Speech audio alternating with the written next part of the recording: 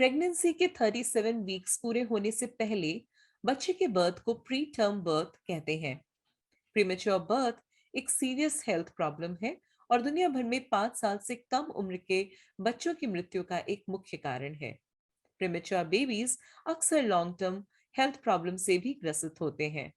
दुनिया भर में हर साल 10 में से एक बच्चा समय से पहले पैदा होता है, जिसके परिणाम स्वरूप हर साल अनुमानित 15 मिलियन बच्चे समय से पहले जन्मे होते हैं। 184 देशों में समय से पहले जन्मे बच्चों की दर 5 से 18% है। 2010 के डेटा के हिसाब से इंडिया में हर साल 27 मिलियन बच्चे पैदा होते हैं, जिनमें से 3.5 मिलियन बच्चे प्रीमेच्योर होते हैं और तकरीबन 3 लाख बच्चे हर साल की प्रीमेच्योरिटी के कॉम्प्लिकेशंस के कारण अपनी जान को खो देते हैं। इस सीरियस हेल्थ इशू के बारे में जागरूकता फैलाने के उद्देश्य से हर साल 17 नवंबर को वर्ल्ड प्रीमेच्योरिटी डे मनाया जाता है। इस दिन प्रीमेच्योर नवजात शिशु की देखभाल के महत्व को उजागर करने की कोशिश के लिए जगह जगह इवेंट्स और वेबिनार्स ऑर्गेनाइज किए जाते हैं, ताकि लोगों में इसके प्रति जागरूकता बढ़ाई जा सके।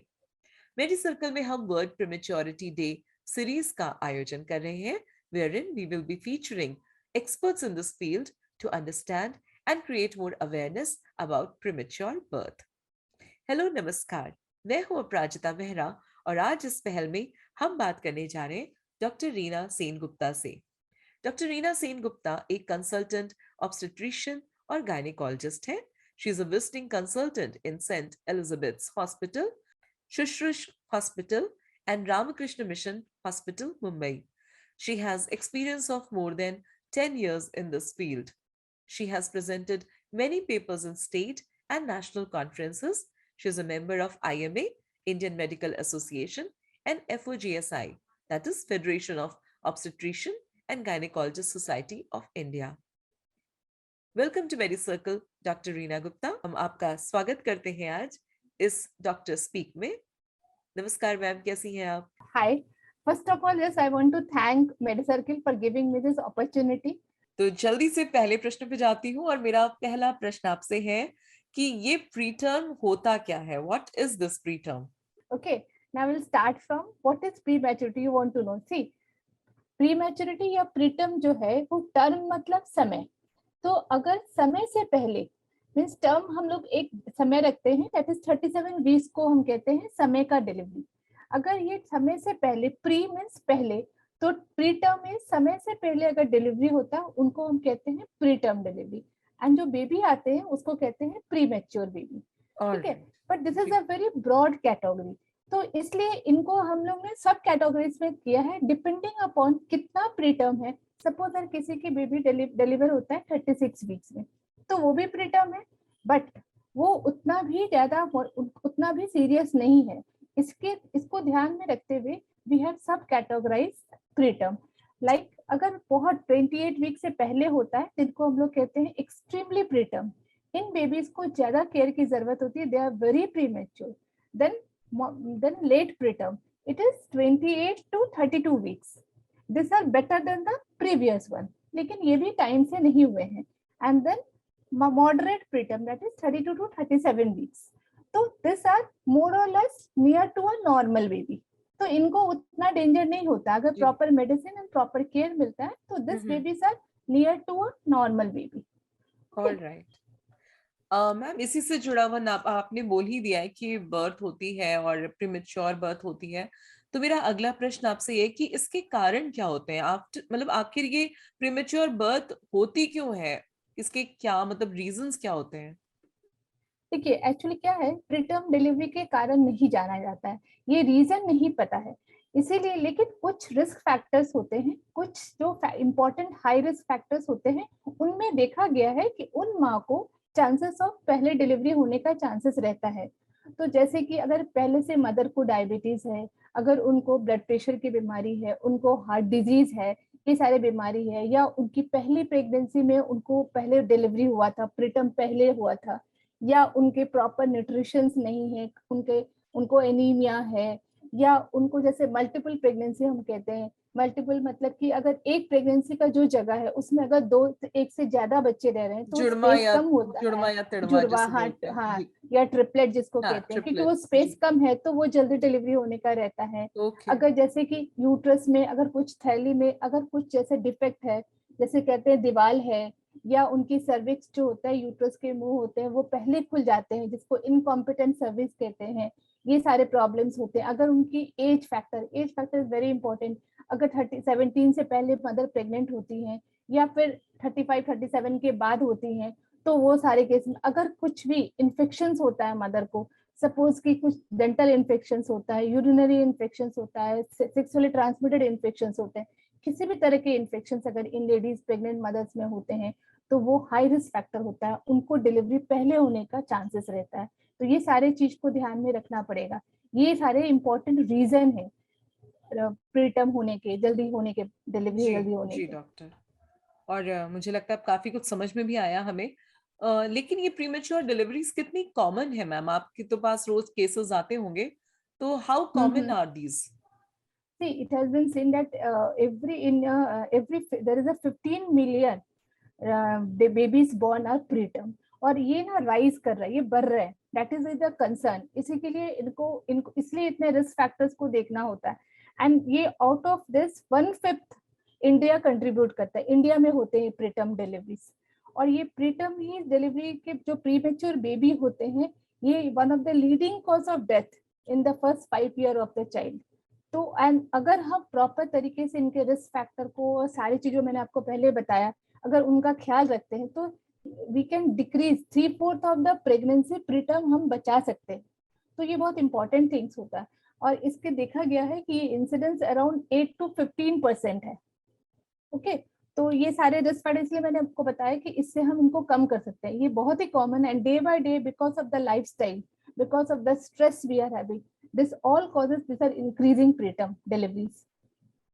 Okay, now that we see that these occurrences are becoming common, अब common भी हो रहे हैं, तो मैम मेरा आपसे, आप जो कह रहे थे ना इनको पहले से रोका जा सकता है, तो उसी से जुड़ा हुआ मेरा अगला प्रश्न आपसे है कि अगर जैसे कोई एक्सपेक्टिंग पेरेंट्स हैं और उनको पता चल चुका है, उनके गायनी ने, उनके ऑब्स्टेट्रिशियन ने उन्हें बताया है कि आपके चांसेस हैं कि आपको प्रीमेच्योर बेबी हो सकता है, तो ऐसे में वो कौन से प्रिकॉशंस हैं जो ऐसे पेरेंट्स को लेने चाहिए? आप इसके बारे में हमें डिटेल में बताएं।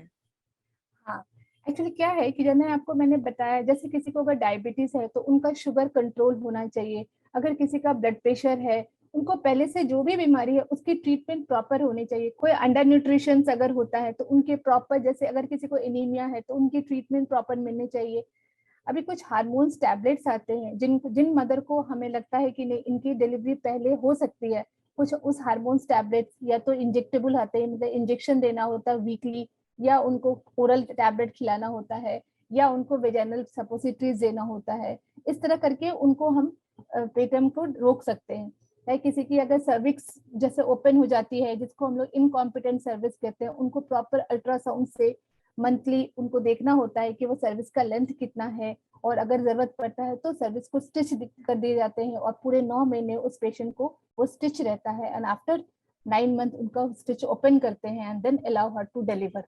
तो लाइक दैट, अगर कुछ सपोज यूट्रस में कुछ एनॉमली है, मीन्स कुछ दीवार है, उस दीवार को पहले हटाना होता है, then allow her for pregnancy to occur, so that उनका प्रेगनेंसी फिर से प्रीटर्म ना हो, पहले डिलीवरी ना हो, उनको एम्पल स्पेस मिले बच्चे को, so that baby can grow like this. अगर कोई इन्फेक्शन है तो उस राइट। इन्फेक्शन को ट्रीट करना है, पेशेंट को अपने गायनिक के पास आना है, बताना है। अगर सिंपल सा यूरिन इन्फेक्शन है, सिंपल सा अगर डेंटल इन्फेक्शन है, कोई भी इन्फेक्शन, प्रेगनेंसी में कोई भी infection is very life threatening, so वो इन्फेक्शन ही उनको प्रीटर्म, प्रीटर्म क्या होता है मीन्स लेबर पेन स्टार्ट हो सकता है। तो वो सारे इन्फेक्शन का ट्रीटमेंट अगर प्रॉपर होता है तो ये चीज हम लोग प्रीटर्म रोक सकते हैं। सपोज कि अगर इतना करने पे अगर फिर भी प्रीटर्म नहीं रोक पाए, तो हमें एक इंजेक्शन आता है जो उनको उस समय तुरंत देना चाहिए, जिससे कि उनके बच्चे का लंग मेच्योर हो जाता है, सो दैट अगर वो डिलीवर करते हैं तो वो बच्चा खुद से सांस ले पाए। तो ये सारे चीज बहुत इंपॉर्टेंट है, ये प्रिवेंशन में आता है। सपोज कि अगर कोई अगर प्राइमरी हेल्थ सेंटर में या छोटी जगह में डिलीवरी हो रही है, और अगर वो बच्चे NICU नर्सरी रखने का जगह नहीं है, तो उस समय हम वो इंजेक्शन देके और यूट्रस का पेन फॉर टाइम बिंग रोक के हम उनको ट्रांसफर करते हैं हायर, जहाँ पे नर्सरी है, जहाँ पे NICU है, जहाँ पे न्यूरोटोलॉजिस्ट है, so that that baby can survive.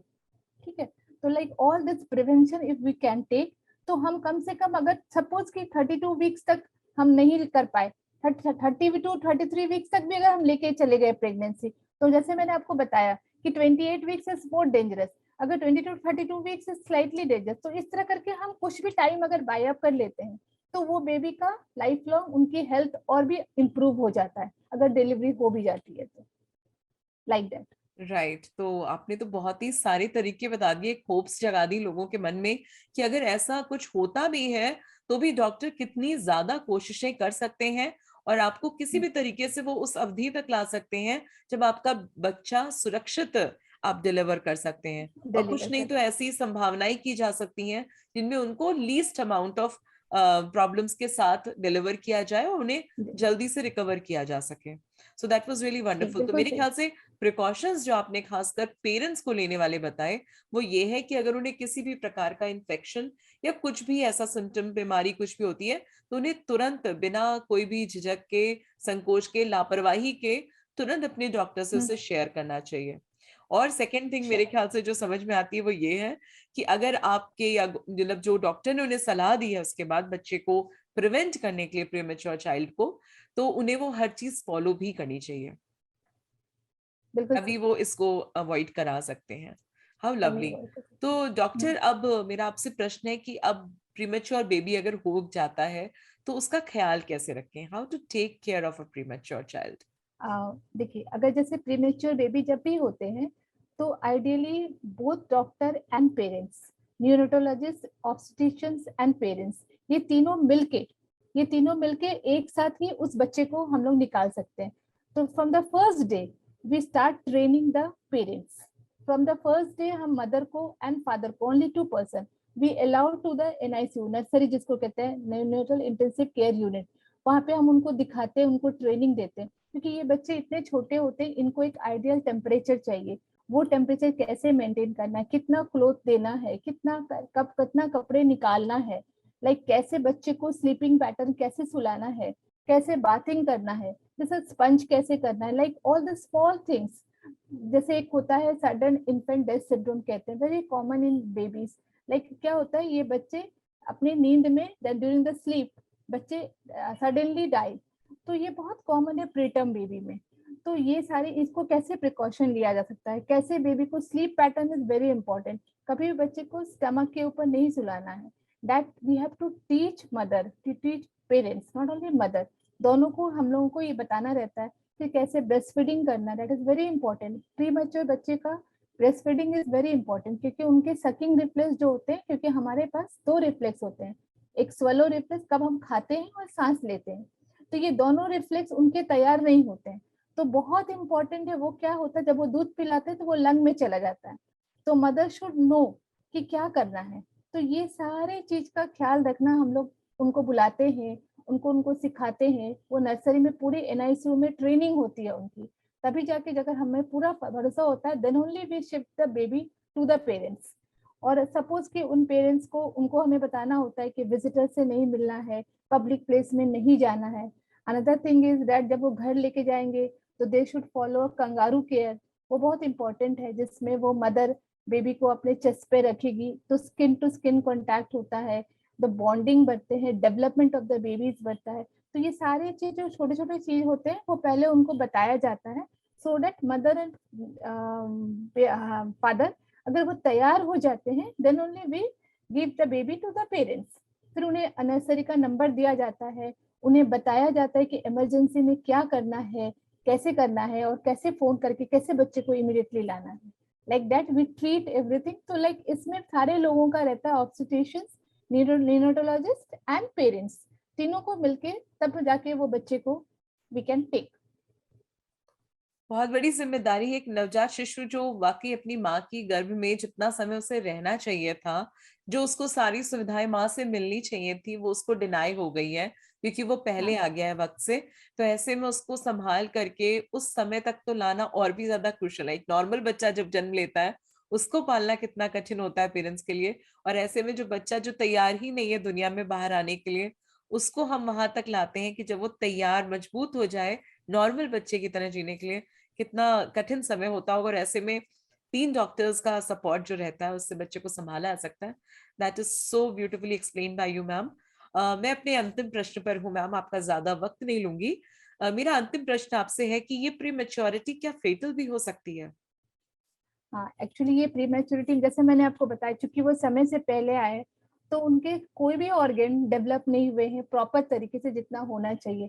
Suppose उनके ब्रेन भी डेवलप नहीं होते हैं, तो चूंकि वो वेसल्स बहुत कमजोर होते हैं, तो जिनको लेमन टर्म में कहते हैं ब्रेन हेमरेज होने का उन बच्चों को डर रहता है। उनके विजन्स का भी डेवलप नहीं हुए, तो उनको प्रॉपर तरीके से अपने विजन्स चेकअप करवाना होता है 3 मंथ 6 मंथ, वो इम्पोर्टेंट रहता है। उनके इंटेस्टाइन डेवलप नहीं हुए हैं, तो उनके फीडिंग हैबिट्स बहुत डिफरेंट होते हैं, वो बहुत स्पिटिंग करते हैं, स्टूल पास नहीं कर पाते हैं, उनके हार्ट्स भी डेवलप नहीं होते हैं, तो वो बच्चे जल्दी ब्लू हो जाते हैं। उसके लिए उनको प्रॉपर मेडिसिन, समटाइम्स उनको सर्जरी की भी जरूरत होती है। तो इनके लंग भी डेवलप नहीं होते हैं, तो इनको लंग में जिसको कहते हैं रेस्पिरेटरी सिम्टम्स, वो होने का डर रहता है। तो ये सारे सारे कॉम्प्लिकेशंस जो छोटे बच्चे में, प्रीमेच्योर बेबी में, इसमें बहुत ज्यादा रहते हैं। It is फेटल। बट अगर मैंने जैसे आपने को बताया आपको कि अगर ये तीनों मिलके चलते हैं तो ये बच्चे अच्छे से बाहर निकल जाते हैं, अच्छे से लाइफ अपना स्टार्ट कर सकते हैं। तो आई एम श्योर कि इन सारी काम की सलाहों के बाद ऐसे किसी भी पेरेंट्स जो कि जिनको प्री मेच्योर बच्चा होने के चांसेस हैं, या आपके आसपास अगर ऐसे कोई बच्चे हैं, तो आप ये अब समझ गए होंगे कि कितनी बड़ी जिम्मेदारी है। अगर आपके आसपास ऐसा बच्चा है या परिवार में है, तो उसको कितना अलग रखना जरूरी है, उसको माँ बाप को कितनी केयर करनी पड़ रही है। तो ये हमारे लिए भी अवेयरनेस के लिए बहुत काम की चीज इस खास दिन पे हम मेडी सर्कल के माध्यम से शेयर कर रहे हैं, कि ऐसे में उस बच्चे को पूरा हाइजीनिक माहौल देना, उसको कम से कम लोगों के कांटेक्ट में आने देना, ये सब हमें अंडरस्टैंड करना चाहिए और सपोर्ट करना चाहिए ऐसे पेरेंट्स और डॉक्टर्स को जो प्रीमेच्योर चाइल्ड के साथ डील कर रहे हैं। तो thank you so much for coming on our show doctor. आपने इतने अच्छे से, बहुत ही सरल शब्दों में आपने बहुत सारी काम की चीजें, जानकारी हमें दी हैं। तो thank you again, it was a pleasure having you on Medi Circle today. Thank you ma'am. Okay, bye.